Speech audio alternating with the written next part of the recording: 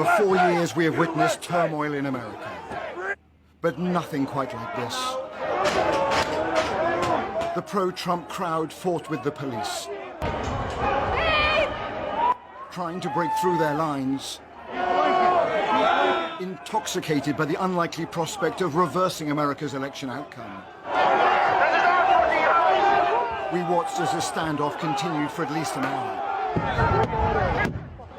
Tear gas canisters were fired from the very stage on which Joe Biden will be inaugurated.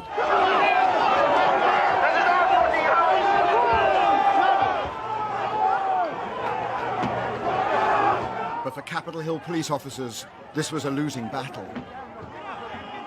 This is exactly what was feared, but in no way is this a surprise. It has been fueled by the president's rhetoric, and it's increasingly clear this election has not healed the wounds. It has simply amplified them. We followed the aggrieved and infuriated Trump supporters as they stormed the building. I swear that's CNN, and they just said these guys. Through broken windows and doors they had forced open.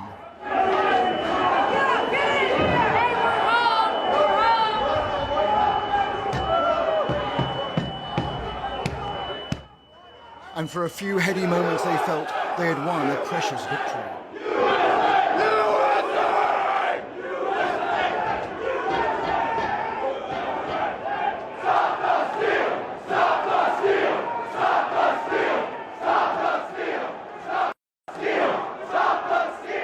They were now in the very heart of the Congressional building.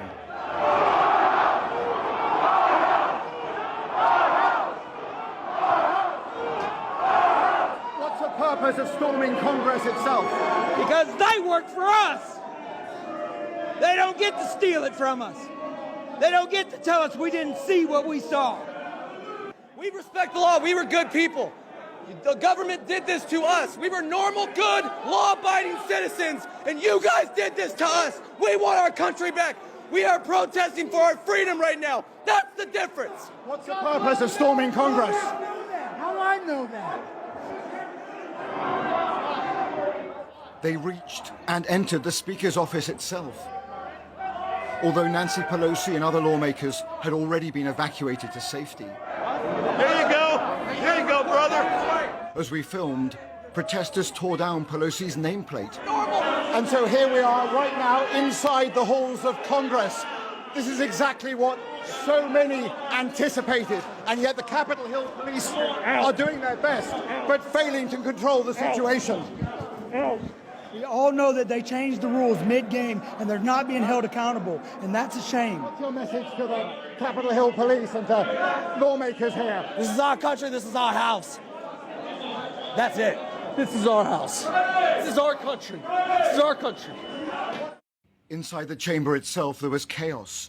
Agents hastily blocking the doors with furniture to keep the protesters out. Officers ready to open fire as a last resort. In the galleries, people took shelter. The great constitutional showdown in Congress had to be suspended. Madam Speaker and members of Congress, pursuant to the Constitution and the laws of the United States. A little earlier, the passions in America's political schism were on display as Trump loyalists acted to stop the certification. I rise up for myself and 60 of my colleagues to object to the counting of the electoral ballots from Arizona. But I would urge to both sides perhaps a bit less certitude and a bit more recognition that we are gathered at a time when democracy is in crisis. But the plea to suspend certification of the election was fiercely contested by the leader of the Senate, who broke definitively with Trump. If this election were overturned by mere allegations from the losing side, our democracy would enter a death spiral. We'd never see the whole nation accept an election again.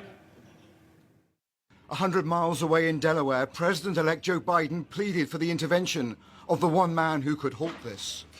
I call on President Trump to go on national television now to fulfill his oath and defend the Constitution and demand an end to this siege, to storm the Capitol, to smash windows, to occupy offices, the floor of the United States Senate, rummaging through desks, on the Capitol, on the House of Representatives, threatening the safety of duly elected officials. It's not protest, it's insurrection.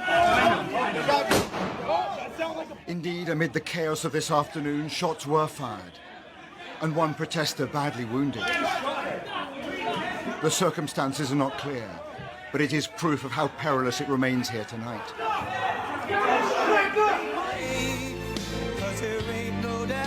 This morning, the president spoke to the crowd in front of the White House, repeating his false claim that the election was stolen. All of us here today do not want to see our election victory stolen by emboldened radical left Democrats, which is what they're doing, and stolen by the fake news media. That's what they've done and what they're doing.